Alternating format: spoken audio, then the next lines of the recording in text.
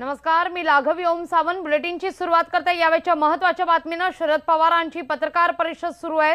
बारामतीमध्ये ही पत्रकार परिषद होणार आहे। अगदी काही क्षणात ही पत्रकार परिषद होणार आहे आणि या पत्रकार परिषदेमध्ये सगळ्यात महत्त्वाचा म्हाडाचे उमेदवार जाहीर होण्याची दाट शक्यता आहे। यावर आपली नजर असणारच आहे पत्रकार परिषदेवर। पण सगळ्यात महत्त्वाचं म्हणजे या क्षणाची महत्त्वाची बातमी म्हणजे शिवसेनेने आपली पहिली उमेदवारांची यादी जाहीर केली आहे। 20 उमेदवारांची ही यादी जाहीर करण्यात आली आहे। अनेक ठिकाणी आधीचेच उमेदवार देण्यात आलेले आहेत, अपेक्षेप्रमाणे उमेदवार आहेत, पण पालघरची जागा मात्र शिवसेनेने भाजप करता सोडली असल्याचं कळतंय।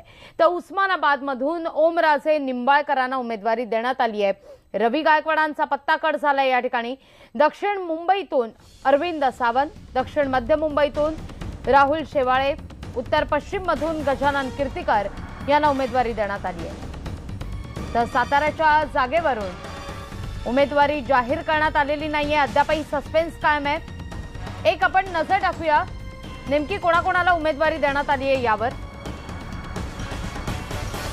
दक्षिण मध्य मुंबईतून अरविंद सावंत, दक्षिण मध्य मुंबईतून राहुल शेवाळे, दक्षिण मुंबईतून अरविंद सावंत, उत्तर पश्चिम मुंबईतून गजानन कीर्तिकर, नाशिकमधून हेमंत गोडसे, शिर्डीमधून सदाशिव लोखंडे, शिरूरमधून अर्थातच गेल्या 15 वर्षांपासून या ठिकाणी असलेले शिवाजीराव आढळराव पाटील, औरंगाबादमधून चंद्रकांत खैरे, पुन्हा एकदा यवतमाळ वाशिममधून भावना गवळी, प्रतापराव जाधव बुलढाण्यातून।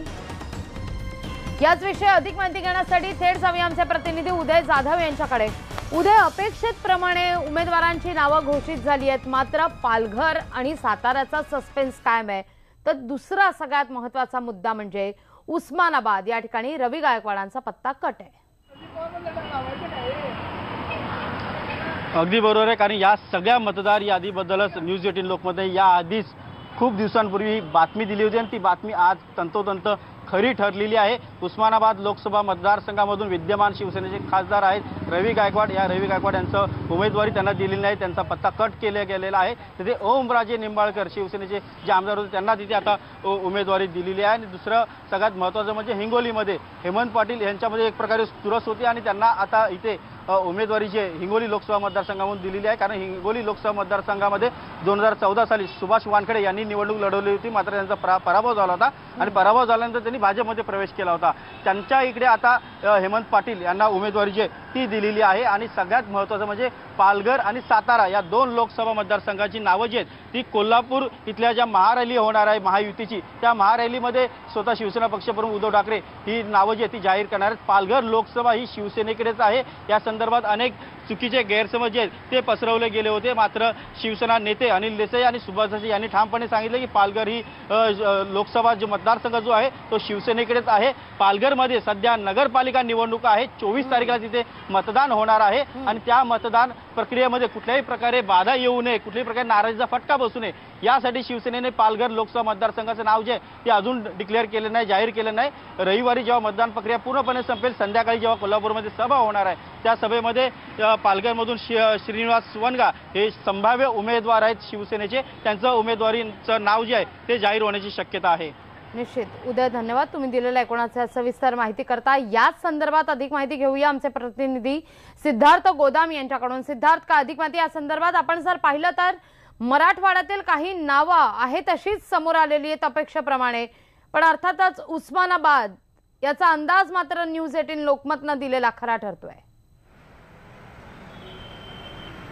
निश्चितच आपला अंदाज खरा ठरलेला आहे। आपण हे बघायला पाहिजे, मराठवाड्यातील 8 जागांपैकी युतीमध्ये 4 जागा सेनेकडे आहेत आणि 4 भाजपकडे। आज ज्या पद्धतीनं शिवसेनेची पहिली यादी आलेली आहे त्यामध्ये 2 खासदार रिपीट झालेले आहेत। एक तर औरंगाबादचे चंद्रकांत खैरे आणि परभणीचे संजय जाधव हे 2 जशाला तसे त्या ठिकाणी दिलेत। सर्वात अनपेक्षित लोकांसाठी जरी असला तरी न्यूज 18 लोकमतने आधीच सांगितलं होतं की रवी गायकवाडांचा जो आहे पत्ता त्या ठिकाणी कट होणार आहे आणि रवी गायकवाडांचा पत्ता कट करून त्या ठिकाणी ओमराजे निंबाळकरांना उमेदवारी जाहीर करण्यात आली। एक महत्त्वाची गोष्ट म्हणजे रवी गायकवाडांच्या बद्दल अनेक तक्रारी सरकार पक्षातून होत्या, नॉट रिचेबल खासदार अशा पद्धतीची त्यांची इमेज होती। आपल्याला माहित आहे एअर इंडियाच्या कर्मचाऱ्यांसोबत भांडण असेल, मारामारी असेल आणि दुसरं महाराष्ट्र सदनातील गोंधळ असेल, या दोनच गोष्टी ज्या आहेत रवी गायकवाडांना उस्मानाबादचा खासदार म्हणून आपल्याला ओळख देऊ शकल्या. त्याच्या पलीकडे त्यांचा काही राबता मतदारसंघामध्ये नव्हता. त्या उलट माजी आमदार असलेले ओमराजे निंबाळकर हे कार्यकर्त्यांमधले नेते म्हणून ओळखले जातात.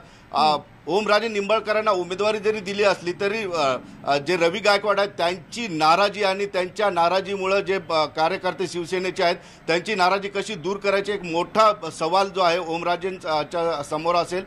दुसरं आपल्याला माहिती आहे हिंगोलीमधून सुभाष वानखेडे हे निवडून आले होते. अवघ्या 2700 मतांनी ते पडले होते. राजू सातव त्या ठिकाणी निवडून आले होते. मात्र त्यांनी लगेच पक्ष बदलून ते भाजपमध्ये गेले आणि आमदार झाले त्या ठिकाणी. त्यामुळे हिंगोलीमधून जे आहे हेमंत पाटील यांचं नाव जरी आलं असलं तरी जयप्रकाश मुंदडा आणि रामेश्वर शिंदे ह्या दोघांचेही नाव आघाडीवर होतं. आता हेमंत पाटलांसमोरही मोठा प्रश्न आहे की या दोघांची नाराजी निपटून कशा पद्धतीनं आपल्या पदरात मतदान पाडून घ्यायचं हा मोठा सवाल त्या ठिकाणी आहे. एकंदरीत 2 खासदार त्या ठिकाणी रिपीट झाले असले तरी 2 खासदार त्या ठिकाणी नवीन नाव आलेले आहेत आणि त्या दोघांपैकी आपापल्या स्थानिक प्रश्नांना समस्या त्याच्या तोंड द्यावं लागेल. निश्चित सिद्धार्थ, धन्यवाद तुम्ही दिलेल्या एकूणाच्या सविस्तर माहिती करता.